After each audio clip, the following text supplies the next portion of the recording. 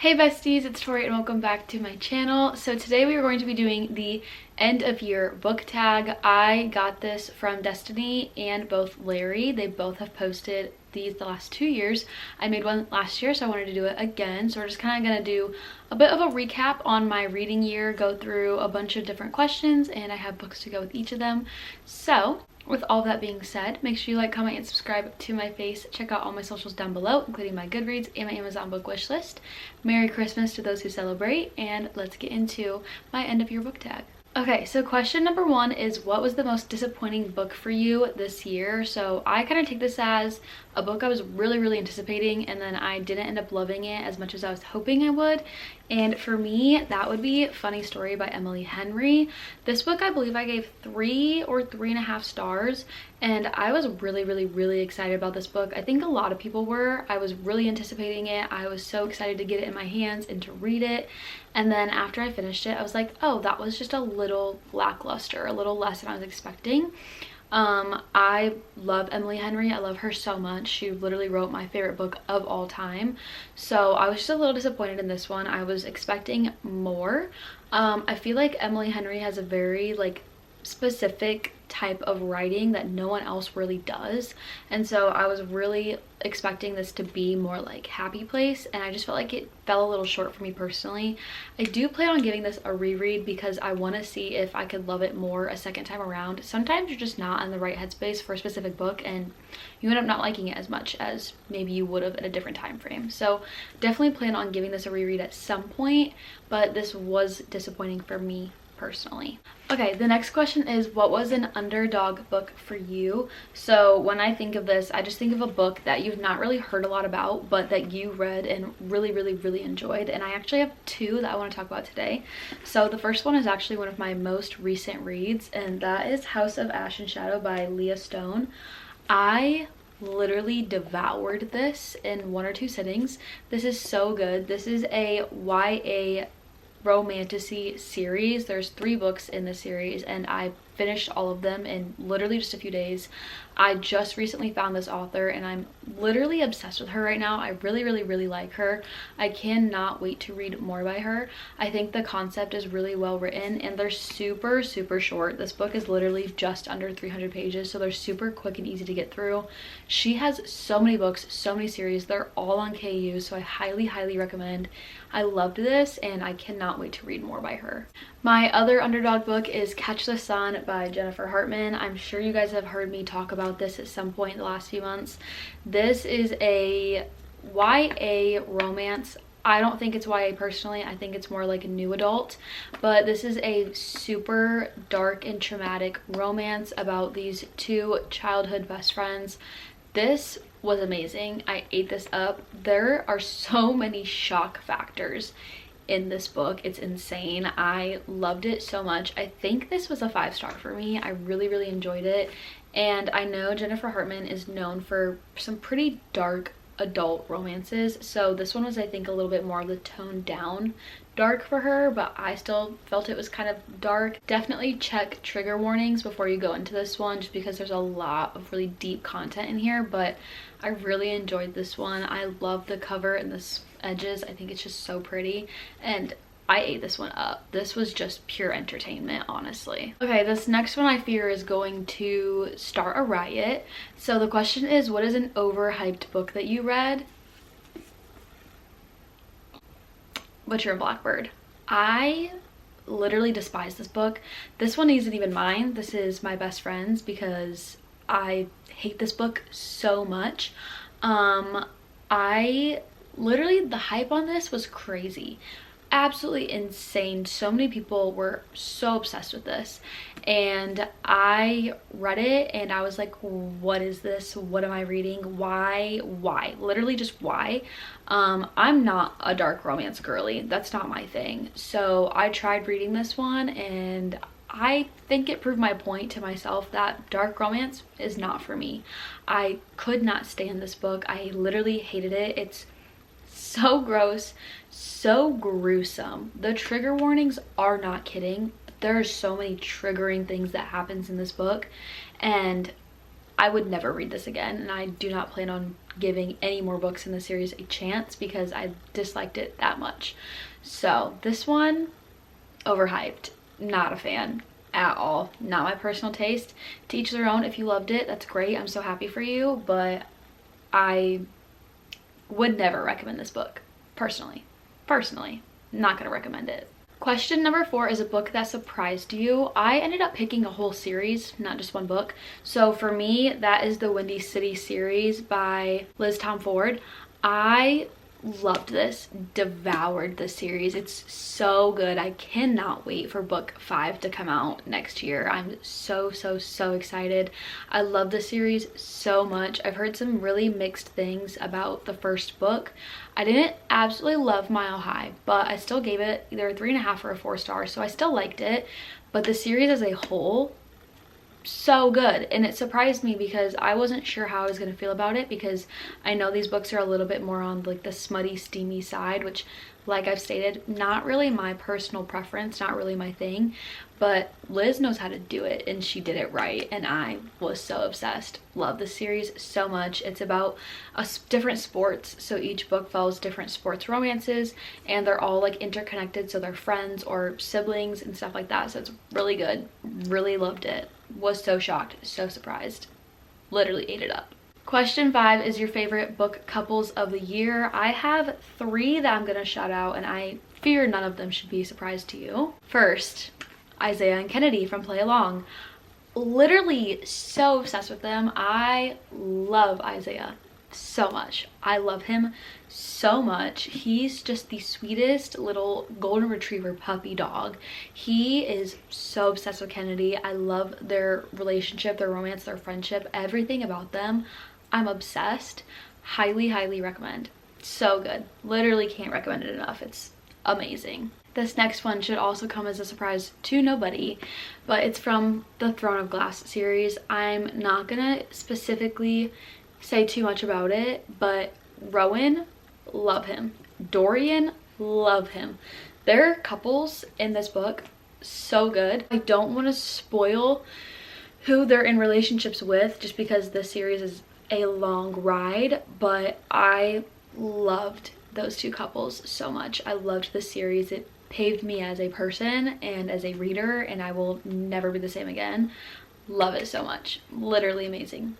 Ate it up. Obsessed. Perfection. And then my final favorite couple of the year also shouldn't come as a surprise to anybody if you've been here ever since like the springtime. That is DM and Luther from the Kindred Curse saga. You're going to hear me talk about this book multiple times in this video, I fear, so just be prepared. But their romance is so good. They are enemies to lovers, and I mean like legit enemies. They have reason to be enemies, and it's amazing. I love it so much. I recommend this series till the day I die. I cannot wait for the 4th and final book to come out at some point next year. I'm praying, fingers crossed. I need it now. But wow, I love me some Luther. He is just perfection, and DM is just such a baddie. So together they're like the perfect match. Obsessed. Question number 6 is your favorite main characters of the year. So some of these kind of relate to my favorite couples, so we'll just start with the one that's kind of a repeat, but that is DM by Penn Cole's Kindred Curse saga. So she, like I said, is just literally like a powerhouse. She's such a baddie. She slays the day. I'm obsessed with her. She's just so freaking powerful and amazing, and just such a good person, has such a kind heart, and I just love her so much. Once again, if you've not read the series, literally, what are you doing? What are you doing? Please get off your high horse and pick it up, because it's amazing. It's so good. It's on KU. You have no excuse not to read it.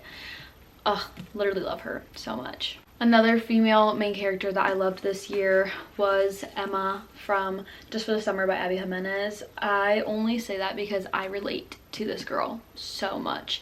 Her trauma and her just mental issues, things she goes through, the things that she talks about, that is me to a T. So I just feel so much for her because I feel like she is literally me. I feel like Abby Jimenez wrote me in a character. I loved Emma so much, and I just related to her so well that it just felt like I was literally seeing myself in a looking glass. So I just love her because I feel like I am her.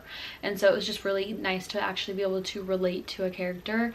And so love Emma. She's such a queen. My final favorite main character should come as no surprise to anybody. No surprise. We have Julian Hates by Miss Jessa Hastings. Jessa Hastings knows how to write men. She does. She truly does. She knows what she's doing when she is writing a male main character, and I eat them all up. I'm so obsessed with them, but Julian Hates, he takes the freaking cake for me. I love that man so much. I would do anything for him. I have this idea in my head that he is indeed a real person. He is indeed a gang lord living in England, because how could you not think that he's a real person? He's just perfection. I love him.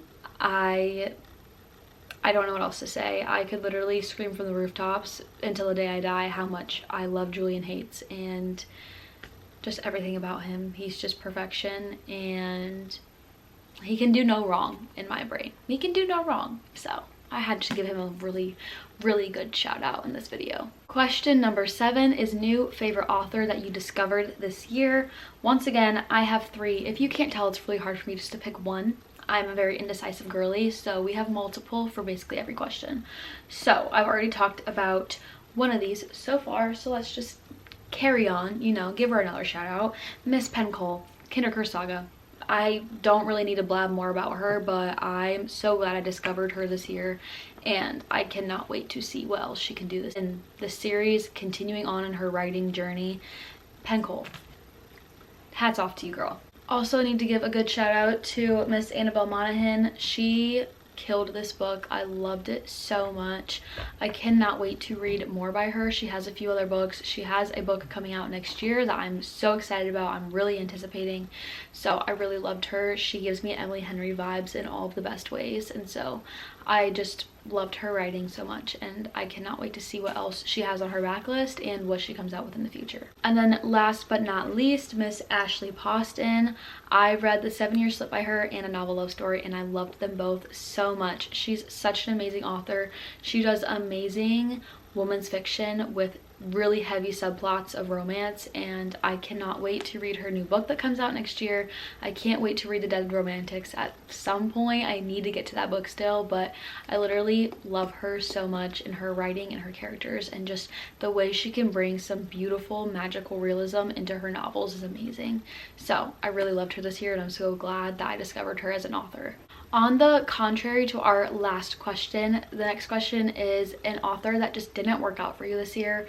And this is gonna also start a riot. Y'all are gonna come for my neck. But for me, that's Miss Elsie Silver. I read Flawless, and I also read Wild Love by her this year. It's the first book in 2 of her series, and I just don't click with her. I don't know what it is. I know a lot of people are so obsessed with her and her writing, and they just really just love everything about her, but I just don't feel that way. I don't know what it is, but I just am not a fan of her writing. I feel like it's just very lackluster. Her books are super smutty, and like I've said, it's not my thing. I felt like there was whole chapters just of smut scenes, and I don't really want to read that personally, just a personal preference. So unfortunately, Elsie Silver just didn't work out for me this year. I tried 2 of her books in 2 different series, didn't love it. I'm gonna give her 1 or 2 more chances, see if she can change my mind, but so far, just not my thing, not my taste. Our next question is the happiest book you read this year. For me, I didn't take this as in what is the absolute happiest content in the book, but a book that just made me feel like ooey gooey and happy personally. So I might be answering this question wrong, but for me, that's Summer Romance by Annabelle Monaghan. I loved this book so much, and it's not that the content is super happy, because this is a woman's fiction where it's a single mother who's really trying to figure out her life and who she wants to be, and throughout the story she's figuring this out but also falling in love at the same time, and she's kind of finding herself because of the man who has entered her life.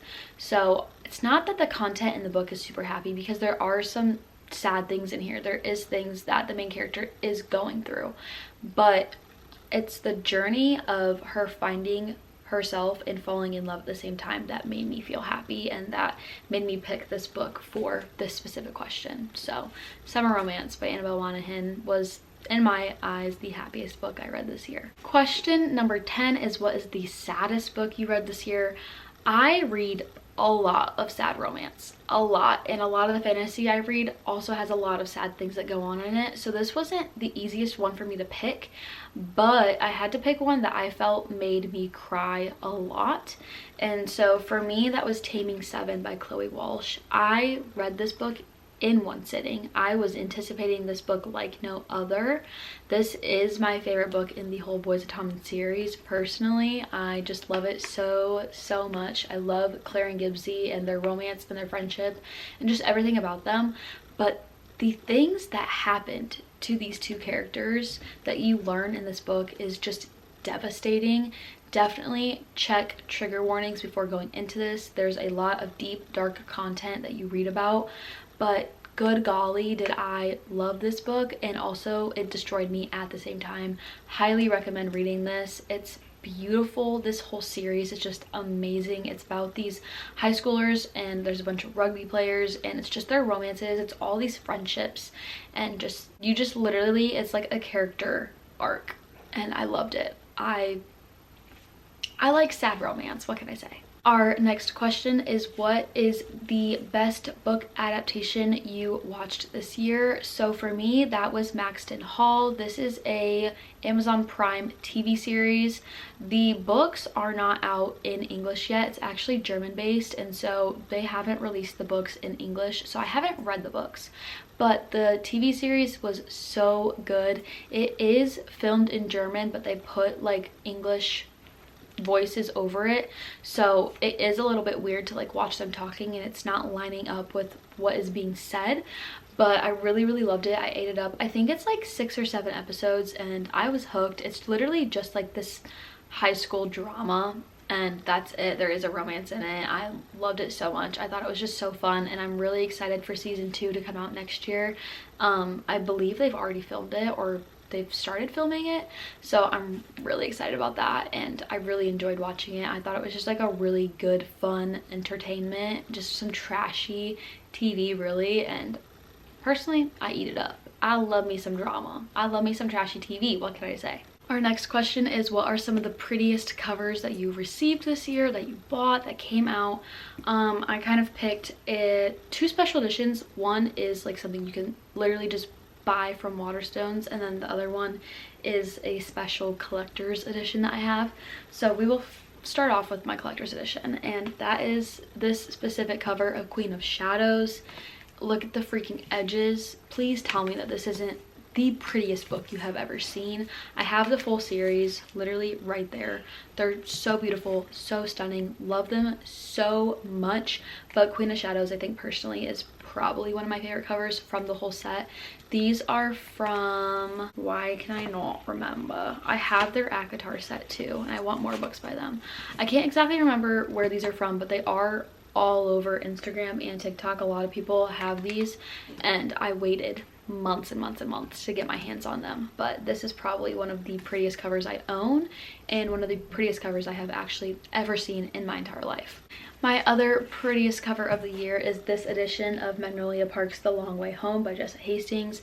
This is the hardback deluxe special editions that they came out with in the UK. You can only get these from UK retailers, so I got mine from Waterstones. Like I said, I have all 3 of the Magnolia Parks books in these, but this one is just my personal favorite. I just love the ship on it and the foiling. It's literally beautiful.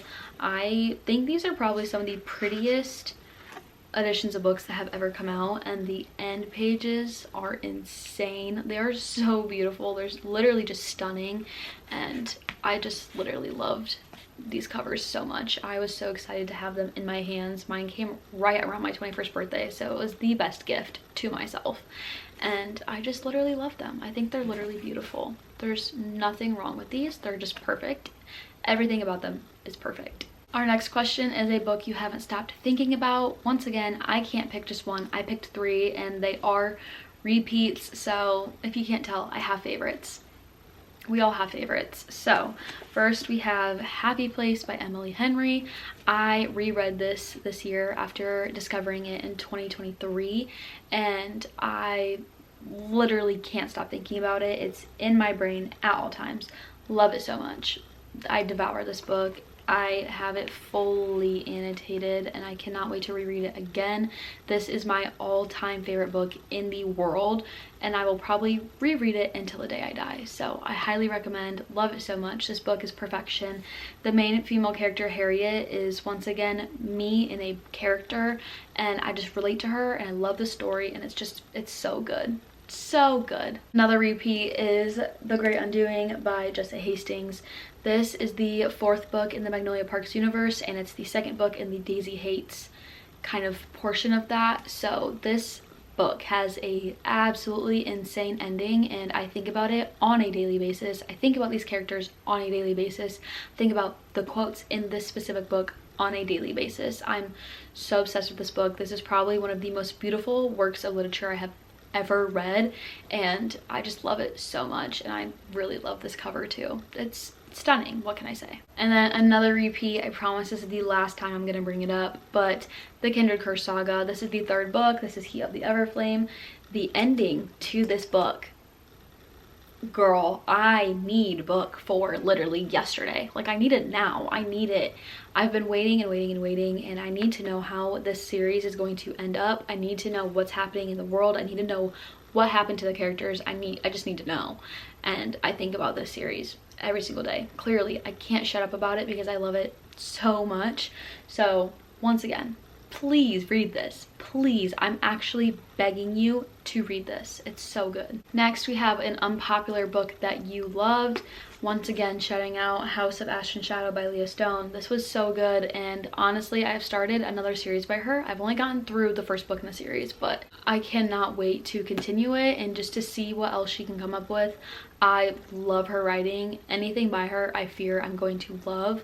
So this girl, I've never heard anyone speak about her literally ever. I just stumbled upon her in Barnes & Noble recently, and I'm now hooked. I'm just now hooked. Okay, we have another one that is probably going to shock a lot of you, but the question is a popular book that you thought you would love, but you just didn't.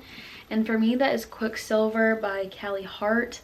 I got about 60% through this and I softy DNF'd it. I do want to completely reread it at some point and try and finish it and just see if I just wasn't reading it at the right time. This book literally blew up this year. It was like the 4th wing of 2024 in my opinion. This was everywhere. It got traditionally published so fast because it just was devoured. It was everywhere. It was even picked up for a movie or TV show adaptation. So this book blew up, like skyrocketed, but I just don't know what it was, but I was just not hooked on it. I didn't love the main character. I didn't love him. He was not my cup of tea. Like I said, I wanted to give it another chance, but I was kind of disappointed. I was so excited. I thought I was gonna love it, and it just didn't hit for me. Our next question is the most unique concept you read this year, and for me that was A Novel Love Story by Ashley Poston.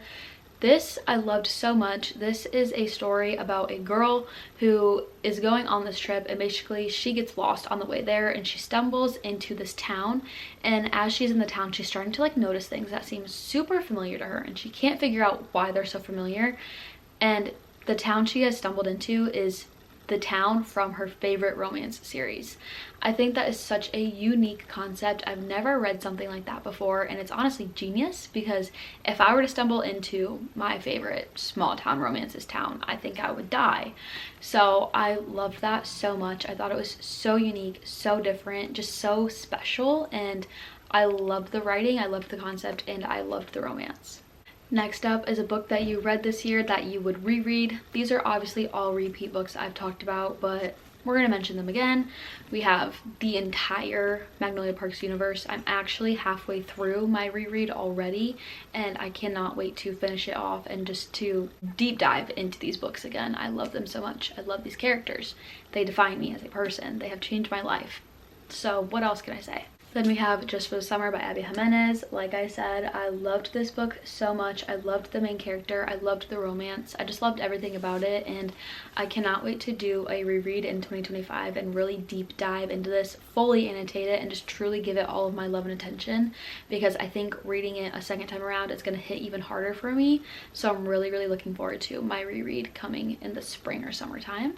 And then we have a book that I'm gonna reread probably for the rest of my life, and that's Happy Place by Emily Henry. Like I said, I read it this year as a reread after finding it last year, and I will continue to reread it. I will continue to deep dive into annotate and just to devour it. I love this book so much.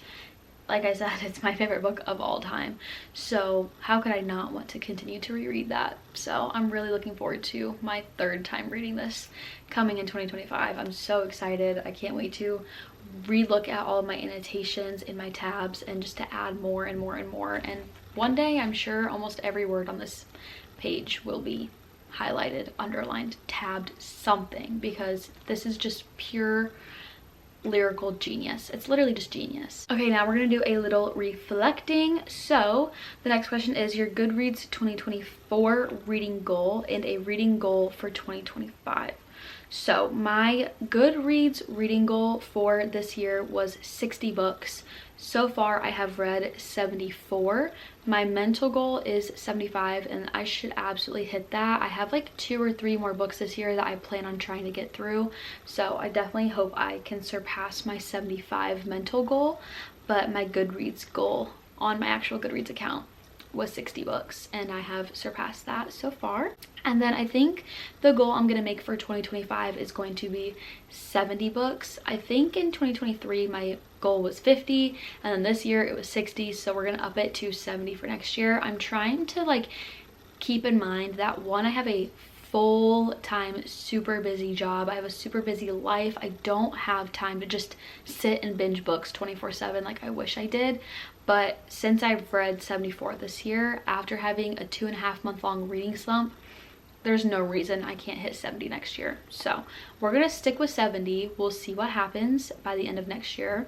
We'll reflect together and just see where I end up. Question number 20 is a book that you wish you had got to in 2024. Once again, I picked 3 books. So we have Crescent City by Sarah J. Maas. I think I got like 2 chapters into this and I put it down because I was in the midst of a terrible reading slump.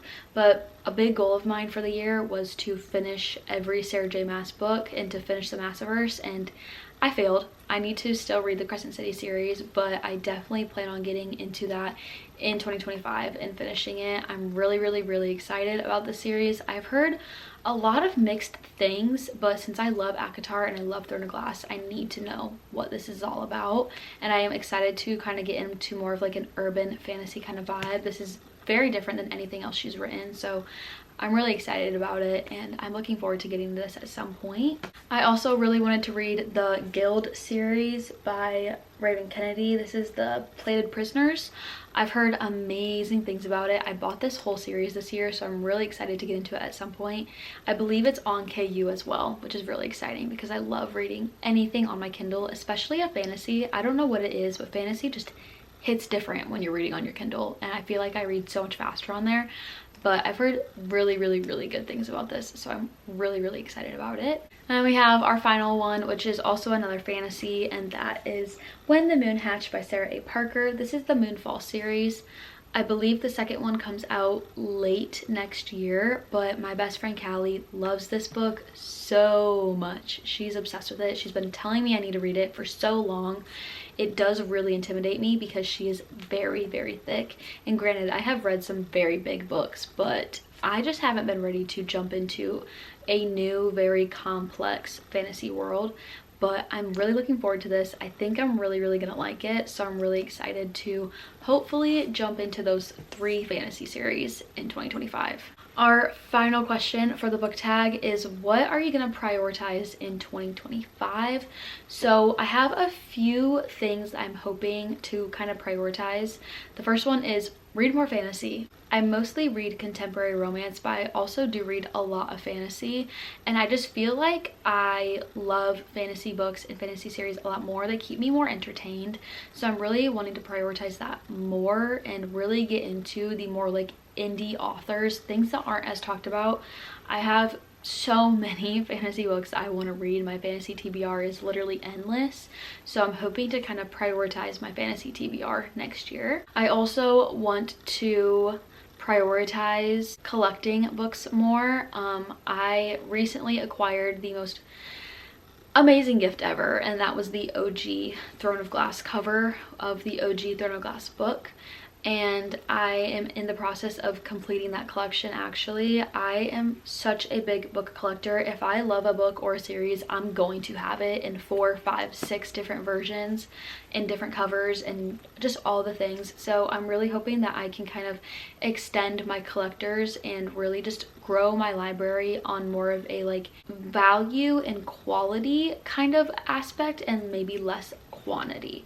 So I'm really excited to continue growing my collection and just get so many more beautiful editions of all my favorite books in my favorite series. The last thing I would like to prioritize in 2025 is to just be more acceptable with myself about DNFing books. This is the first year I've ever DNF'd books. I had like 3 or 4 DNFs, I think, and I just want to like remind myself that it's okay to DNF a book, or to soft DNF it and come back to it at some point.